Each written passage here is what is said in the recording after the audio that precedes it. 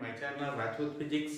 आज हम लेंगे अल्टरनेटिव करंट से लेक्चर 6 में आ जाते हैं और आज हम पढ़ेंगे डायनेमो। डायनेमो के बारे में पढ़ेंगे। डायनेमो एक्चुअल में जनरेटर होता है जो आप लोग देखे होंगे शादी वगैरह मैरिज फंक्शन में यूज किया जाता है। वही डायनेमो का वर्किंग प्रोसेस क्या है आज हम इसमें देखेंगे। तो डायनेमो के प्रकार और इसका क्या है इसको बाद में देखें, पहले इसका थ्योरी को समझ जाते हैं। तो डायनेमो होता क्या है, डायनेमो ये जनरेटर होता क्या है। तो जनरेटर वह युक्ति है, एक ऐसा उपकरण है जो यांत्रिक ऊर्जा को विद्युत ऊर्जा में बदलता है।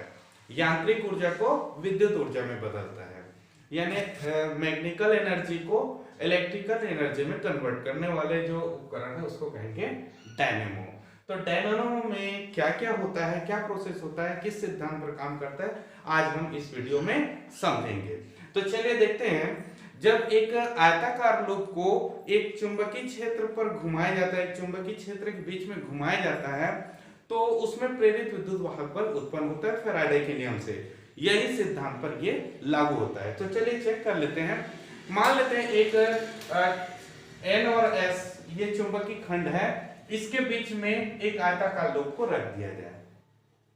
तो आयताकार लूप को रख देंगे तो रखेंगे तो बद्ध चुंबकीय फ्लक्स नियत रहेगा, लेकिन जब ये लूप घूमेगा, घूर्णन करेगा, तो इसके बद्ध चुंबकीय फ्लक्स में परिवर्तन होगा, जिसके कारण से प्रेरित विद्युत वाहक बल उत्पन्न होगी। और ये फ्लेमिंग के राइट हैंड के नियम पर आधारित होता है। तो चलिए चेक करते हैं। मान लेते हैं ये एक आयताकार लूप है। देख लीजिए इस प्रकार से आयताकार लूप बनना, ये समझने के लिए एक आयताकार लूप बना लेते हैं कॉपर वायर का। ये आयताकार लूप इस प्रकार से है, क्लियर है। इसमें देखिए फेस A B C और ये D है। इसको हम दक्षिणावर्त या क्लॉकवाइज, दक्षिणावर्त या इंग्लिश में क्लॉकवाइज का है, क्लॉकवाइज इसको घुमाते हैं, इस प्रकार से घुमाते हैं। तो जैसे यहाँ पे इस पोजीशन में रखेंगे, ये चुंबकीय क्षेत्र इस दिशा पर आएगा, ठीक है, चुंबकीय क्षेत्र नीचे की ओर। अब ये इस आयताकार लूप को अगर हम ऐसे रखें और अगर हम इस प्रकार से रखेंगे तो इसमें कोई धारा नहीं बहेगी, लेकिन जैसे ही ये गोल गोल घूमेगा, घूमना स्टार्ट करेगा, तो इसमें करंट फ्लो होना चालू होगा। कैसे चालू होगा, देखिए फ्लेमिंग के राइट हैंड के नियम के अनुसार से ये क्षेत्र की दिशा होता है, ये प्रेरित धारा की दिशा होता है और ये गति की दिशा होता है। तो यहां पर देखिए ये क्षेत्र इस डायरेक्शन में जाएगा, क्षेत्र देखिए इस डायरेक्शन में, ये उंगली इस दिशा पर आ रहा है प्रेरित धारा की दिशा, और ये अंगूठा ऊपर की ओर, यानी इसको हम ऊपर की ओर उठाएंगे तो धारा इस दिशा पर बहेगी। सिमिलरली यहां पर अगर देखें, जैसे ये लूप को ऊपर की ओर उठाए तो AB में धारा की दिशा B से A की ओर होगा, लेकिन जब यहां नीचे CD में देखें, CD में ये जो लूप है नीचे की ओर जा रहा है, तो धारा की दिशा D से C की ओर होगा, यानी ये एक सर्कल पूरा कंप्लीट चलेगा। ठीक है, कब तक चलेगा, जब ये लूप इस प्रकार से गोल घूमते हुए ऐसे 90 डिग्री में आ जाएगी, तो धारा का मान धीरे धीरे बढ़ेगा, क्योंकि क्षेत्रफल बढ़ते जाएगा। क्षेत्रफल बढ़ने के साथ साथ प्रेरित धारा का मान भी बढ़ते जाएगी। तो इस पोजीशन में 0, लेकिन जैसे जैसे बढ़ते बढ़ते इस पोजीशन में आया, यहां पर धारा अधिकतम मिलेगी। क्लियर है, जिसको हमने इस वेव्स में दिखाया। जैसे मान लेते हैं ये चुंबकीय क्षेत्र की दिशा है, जो ऐसे बना था उसको आप इस प्रकार से इमेज कीजिए। तो इस प्रकार से इमेज कीजिए, तो ऐसे रखेंगे, तब इस पोजीशन में कोई करंट नहीं फ्लो हो रहा है, यहाँ पे कहीं पे करंट नहीं दिखा रहा है। लेकिन जैसे जैसे ये मुड़ता है, इस प्रकार से मुड़ता है, तो मुड़ने के साथ इसमें धारा का मान धीरे धीरे बढ़ने लगता है। लेकिन जैसे ये पोजीशन आ जाता है, ये पोजीशन में आपको केवल ऊपर का पोर्शन ही दिखाई देगा, यानी AB पोर्शन ही दिखाई देगा, ये वाले पोर्शन ही आपको दिखाई दे रहा है। तो धारा की दिशा B से A की ओर आपको मिला, वो भी मैक्सिमम, ठीक है, अधिकतम मिल रहा है। तो जैसे जैसे फिर ये नीचे डाउन होते जाएगा, क्षेत्रफल की दिशा से इसकी वैल्यू कम होते जाएगी, तो कम होते जाएगी तो धारा का मान भी कम होते जाएगा। और एक पोजीशन ऐसे आएगा, जब यहाँ पे देखिए D इस पोजीशन में आ गया, A उधर चला गया, तो इस पोजीशन में भी देखो क्षेत्र के समांतर हो जाने के कारण, पृष्ठ जो है क्षेत्र के समांतर होने के कारण यहाँ पे धारा का मान 0 हो जाएगा। ठीक है, फिर अगर ये और इस प्रकार से घूमे, तो इस प्रकार से घूमेगा 180 डिग्री घूमने के बाद और आगे घूमेगा, तो धारा का मान धीरे धीरे बढ़ेगा। लेकिन अब कैसे बढ़ेगा, यहां पर देखिए पोजीशन में देखें, धारा D से A की ओर जा रहा है, D से A की ओर जा रहा है, तो डी से धारा ए की ओर जा रहा है, मतलब डी में पॉजिटिव और ए में नेगेटिव रहेगा। लेकिन बाह्य परिपथ में आप देखेंगे तो यहां से क्यू से पी की ओर धारा आपको मिलेगी, अर्थात पी पॉजिटिव और क्यू नेगेटिव हो जाएगा। तो इस पोजीशन में अगर हम बाह्य परिपथ में देखें तो धारा की दिशा पी से क्यू की ओर आएगा इस प्रकार से। यहाँ कोई रेजिस्टेंस या एक 8 तो लाइट अगर लगा दें तो लाइट वो जलना चालू हो जाएगा, क्लियर है। लेकिन लाइट क्या है, शुरू में नहीं जलेगा, जैसे जैसे धारा बढ़ती जाएगी लाइट की इंटेंसिटी बढ़ती जाएगा, धारा का मान बढ़ते जाएगा, यानी धारा लाइट भी बढ़ती जाएगी। लेकिन धीरे धीरे अगर उसको करें तो ये वाला पोजीशन में उसकी वैल्यू 0 हो जाएगा 180 डिग्री तक यहाँ पर। अब सेकंड पोजीशन को समझने के लिए हम यहाँ पे आ जाते हैं। तो इस पोजीशन में अब बताइए डी नीचे था ए ऊपर था, अब ये डी ऊपर आ गया और ए नीचे आ जाएगा, क्लियर है। तो डी नीचे ए नीचे और डी ऊपर हो गया। अब इस कंडीशन में अगर हम अप्लाई करें, देखें चेक करें तो ये तो इसी दिशा में ऐसे घूम रहा है, इस प्रकार से घूम रहा है, तो यहाँ पे धारा की दिशा सी से डी की ओर ही रहेगा फ्लेमिंग के बाएं हाथ के नियम से, और यहाँ ए से बी की ओर रहेगा, उल्टा हो जाएगा। तो धारा की दिशा क्या हुआ, पहले डी से ए की ओर था, अब ए से डी की ओर हो रहा है, तो धारा की दिशा बदल गई। तो धारा की दिशा बदल गई। अब देखिए पी पोजीशन यहाँ पर आ गई, क्यू पोजीशन ऊपर चला गया। अब धारा इधर से बहना है यानी पी की ओर जा रहा है, ये ऐसे धारा जाएगी। बाह्य परिपथ में देखें तो बाह्य परिपथ में अगर हम ऑब्जर्व करें तो धारा नेगेटिव हो गया, अर्थात ये इस पोजीशन के बाद वो नेगेटिव धारा प्राप्त होगी।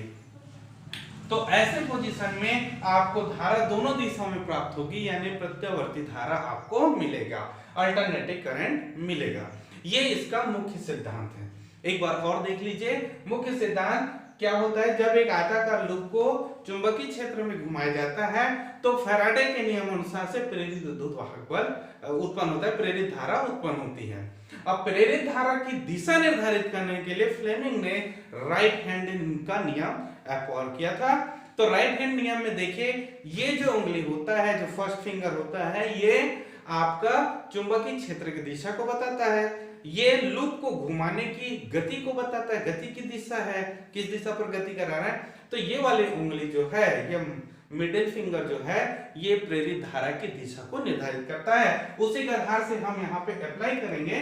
तो देखिए हमने पहले ऊपर की ओर आए तो करंट की पोजीशन, देखिए करंट की पोजीशन कहां पर हुआ, इस डायरेक्शन में, यहां पर अप्लाई करेंगे, चूंकि ये अंदर की ओर है, इस प्रकार से है, तो प्रेरित धारा की दिशा आप हम देखेंगे तो इस दिशा पर आपको मिल जाएगी। ओके, तो इस प्रकार से इसमें धारा की दिशा डी से ए की ओर प्राप्त होगा। लेकिन जब इस सेकंड एक राउंड घूम जाने के बाद, चूंकि चुंबकीय क्षेत्र की दिशा वही है, ये बी की डायरेक्शन है और बी की डायरेक्शन है, गति की दिशा ऊपर की ओर है, यहाँ पे ऊपर की ओर है, इधर नीचे की ओर है, तो ऊपर की ओर है, प्रेरित धारा की दिशा इस डायरेक्शन में होगा।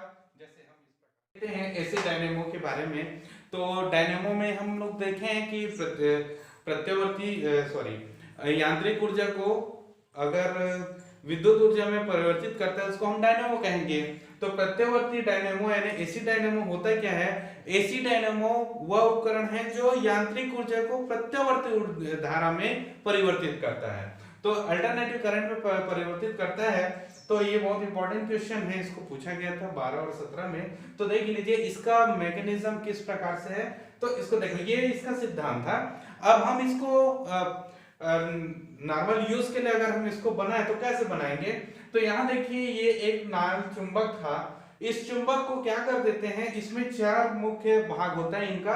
सबसे पहले क्षेत्र चुंबक NS, तो क्षेत्र फील्ड मैग्नेटिज्म कैसे बनाया जाता है, इसको ऐसे वक्र बना देते हैं, कर्व साइड में बनाते हैं। कर्व साइड में इसलिए बनाएंगे क्योंकि इससे जाने वाले जितने भी चुंबकीय क्षेत्र है वो लंबवत उस पर आपतित हो। जैसे हम ये कर्व बना दें तो कर्व से जाने वाले चुंबकीय क्षेत्र आयताकार लूप में लंबवत पड़ता है इस प्रकार से, ठीक है, नॉर्मल में जाएगा तो उसमें क्या होगा, अधिक से अधिक चुंबकीय क्षेत्र बल रेखा उसके अंदर प्रवेश करेंगे, तो इसलिए इस आयताकार लूप में अधिक से अधिक चुंबकीय क्षेत्र आए।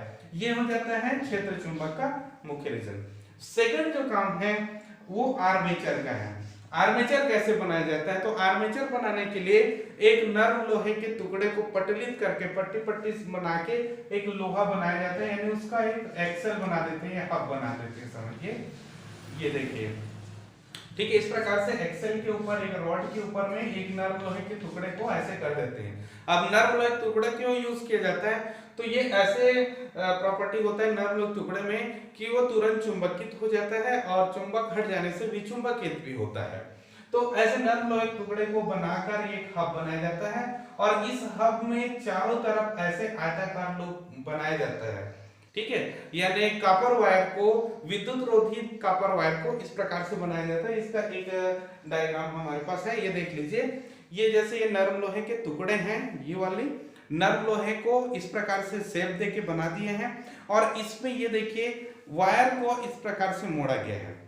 अगर हम एक ही राउंड लगाएंगे तो उसमें धारा बहुत अल्प मिलता है, अगर इसमें कई राउंड अगर लगाते धारा उतने गुना बढ़ जाता है, ठीक है ना। तो इसलिए इस प्रकार से इसमें देखिए 3 ठो, 1 2 और ये 3 ठो इस प्रकार से आयताकार लूप इसी में बना दिए और इसको एक चुंबक इस प्रकार से खंड के बीच में ऐसे रखेंगे, ठीक है। और इसको घुमाते जाएं तो घुमाते जाएंगे तो यहाँ पे आपको धारा मिलती जाएगी इस आयताकार लूप से, ठीक है। तो ये इस प्रकार से बना होता है, देख लीजिए, इसको कहते हैं आर्मेचर, ठीक है। अब आर्मेचर की ये एक्सेस जो है, यहाँ एक्सेस जो है इसी पर आगे बढ़कर, अब चूंकि उस समय क्या था, जैसे एक राउंड घुमाएंगे वायर एक बार मुड़ जाता है, 2 राउंड घुमाएंगे 2 बार वायर मुड़ेगा और उसके बाद ज्यादा घुमाते जाए तो वायर टूटने की डायरेक्ट टूट जाएगा। तब इससे कैसे बची जाए, तो उसके लिए क्या करते हैं, इस एक्सेल में एक रिंग लगा देते हैं, सर्पी वाला जिसको बोले हैं स्लिप रिंग का यूज करते हैं, S1 और S2, ये S1 और ये S2, 2 रिंग का यूज किया जाता है। एक रिंग को पहले जैसे लेट देन ये D से कनेक्ट कर दें और एक रिंग को A से कनेक्ट कर दें, मतलब दोनों छोर को एक एक रिंग से कनेक्ट कर देते हैं। तो रिंग कनेक्ट करने से अपने को फायदा क्या है, जब ये घूमेगा तो इसके साथ लगा हुआ रिंग घूमेंगे, न कि वायर। रिंग घूमेगा तो रिंग को टूटने की डर नहीं है, साथ में वो एक्सेल के साथ घूम रहा है। अब इससे रिंग पे करंट कैसे लिया जाए, रिंग से अपने को करंट लेना है, तो उसके लिए बनाया जाता है कार्बन ब्रश। ये कार्बन का बना हुआ ब्रश होता है, कार्बन मींस कार्बन के अप्रूव ग्रेफाइट का बना होता है और ग्रेफाइट विद्युत के सुचालक होते हैं। तो ग्रेफाइट का यहाँ पे ब्रश लगा देते हैं जो उस रिंग के साथ अटैच रहता है। तो रिंग जैसे घूमेगा साथ में कार्बन ब्रश भी उसके साथ घिसते जाएगा, उसके संपर्क में रहेगा। अब इसको चूंकि घिस जाए इसलिए इसको क्या करते हैं, स्प्रिंग लगा देते हैं ताकि उसके साथ दब के रहे, ठीक है। तो दब के रहेगा तो जितना घूमेगा उसके साथ मान लो घिसते जाएगा तो भी उसके दबे में रहेगा। तो कभी कभी क्या होता है, इसमें कार्बन का एक परत जम जाता है तो इसको निकाल के बार बार साफ किया भी जाता है, ठीक है। तो इसका मुख्य सिद्धांत तो आप देख लीजिए, तो ये वही सिद्धांत पे लगेगा जो पिछले इससे पहले हम बता चुके हैं। तो इसका मुख्य भाग चार्ट होता है, क्षेत्र चुंबक, ये चुंबक है जिसको ऐसे वक्र में बनाते हैं। दूसरा आर्मेचर इस प्रकार से बता दिया, ठीक है। इसमें आयताकार लूप कई राउंड में घुमा के बनाएंगे। 2 सर्पी वलय होता है, S1 और S2, दोनों को दोनों छोर से जोड़ देते हैं, वो एक ही एक्सेल में घूमते रहते हैं। इसके बीच में कुछ अलग पदार्थ रखते हैं, जैसे ये प्लास्टिक का बना हुआ है, प्लास्टिक को रख के इसके ऊपर में सर्पी वलय 2 ठो डाल देते हैं। अब उसी के सर्पी वलय के साथ चिपका हुआ 2 ब्रश रहता है, कार्बन ब्रश यानी ग्रेफाइट का बना हुआ ब्रश, और इसी से हम बाहर परिपथ में धारा लेंगे। अब ये हो गया इसका मुख्य भाग। अब सिद्धांत, अब इसकी कार्यविधि को अगर हम समझे तो सेम वही कार्यविधि जो पहले था, जैसे ये घूमेगा, चाहे क्लॉकवाइज घुमाओ या एंटी क्लॉकवाइज घुमाओ, जैसे घुमाओगे उसके आधार से फ्लेमिंग के बाएं हाथ के नियम अनुसार, फ्लेमिंग के दाएं हाथ के नियम अनुसार से इसमें प्रेरित धारा उत्पन्न होगी। और प्रेरित धारा चूंकि अब क्या है, रिंग घूम रहा है, रिंग से करंट ले रहे हैं, तो अब वायर टूटेगा नहीं, जैसे वो करंट मिल रहा था अल्टरनेट आपको करंट मिलती जाएगी। तो ये है एसी डायनेमो, इसका चित्र और ये इस प्रकार से सिद्धांत है। चलिए, यहाँ से करंट फ्लो हो रही है तो इस डायरेक्शन में आपको ऐसे करंट आपको मिलती रहेगी। ओके, तो चलिए इसका स्क्रीनशॉट ले लीजिए। हाँ चलिए देखते हैं। अब है डीसी डायनेमो।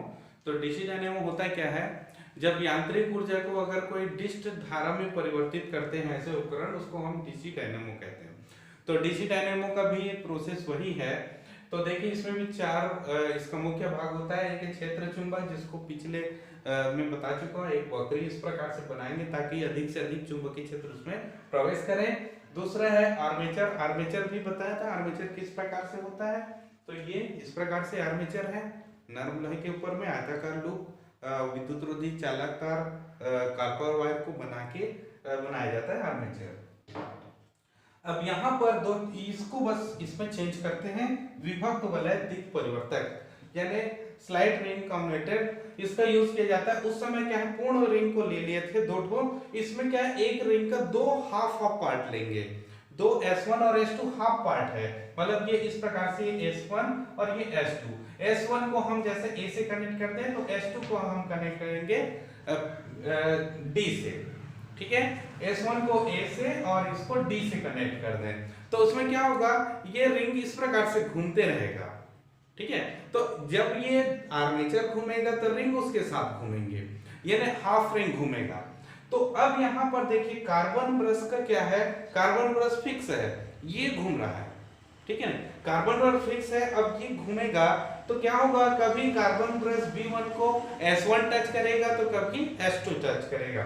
तो जैसे ये एक राउंड घूमेगा इस प्रकार से 180 डिग्री घूमेगा, तो उस समय शुरू में B1 का संबंध S1 से था, तो जब 180 डिग्री के बाद B1 का संबंध S2 से हो जाएगा। तो इस प्रोसेस में क्या है, धारा जब इस दिशा से बह रही थी, A से D की ओर, D से A की ओर धारा बह रही थी, तो जब 180 डिग्री होता है तो A जो है वो D में पहुंच जाता है, तो धारा अब A से D की ओर बहती है। तो लेकिन A का संबंध हमेशा B1 से कनेक्ट रहेगा, ठीक है। तो B1 से हमेशा इस छोर का कनेक्शन रहेगा, अर्थात धारा हमेशा B1 पर पॉजिटिव मिलते रहेगी और B2 कार्बन पर ब्रश पर धारा हमेशा नेगेटिव मिलेगा। तो इस प्रकार से इसमें धारा जो है वो नियत मिलती रहेगी, और वो कैसे मिलेगी, एक ही दिशा में मिलेगी। तो इस प्रकार से ये डीसी कन्वर्टर होता है। लेकिन इसमें प्रॉब्लम ये है कि जब हम धारा प्रवाहित करेंगे तो अल्टरनेटिव करंट में तो इस प्रकार से प्राप्त हो रही थी, अब क्या किया है, ये सर्किल वाला हाफ एस होने के कारण ये धारा ऊपर की ओर जाएगा, मतलब धारा इस प्रकार से आपको मिलेगी। तो धारा का मान यहाँ पे देखिए एक ही दिशा में तो प्राप्त हो रहा है, लेकिन धारा का मान पॉजिटिव मान लो है तो भी ये धारा का मान परिवर्तनशील है, इसके परिणाम में परिवर्तन हो रहा है, स्थिर नहीं है। तो इसको दूर करने के लिए इसमें फेरों की संख्या को बढ़ा देते हैं। तो जितने ज्यादा फेरे बढ़ाएंगे तो इस प्रकार से धारा का मान, जैसे मान लीजिए दूसरा फेरे का है, फिर तीसरा फेरा का यूज करें तो इस प्रकार से आपको मिलेगा, फिर चौथा फेरा करें तो आपको ऐसा स्थिति आएगी कि ये जो है वो एक स्थिर धारा प्राप्त हो जाएगा, ठीक है। तो ये है डीसी डायनेमो। आज हम डायनेमो के बारे में पढ़ें। तो आई होप कि वीडियो समझ में आया होगा। तब तक के लिए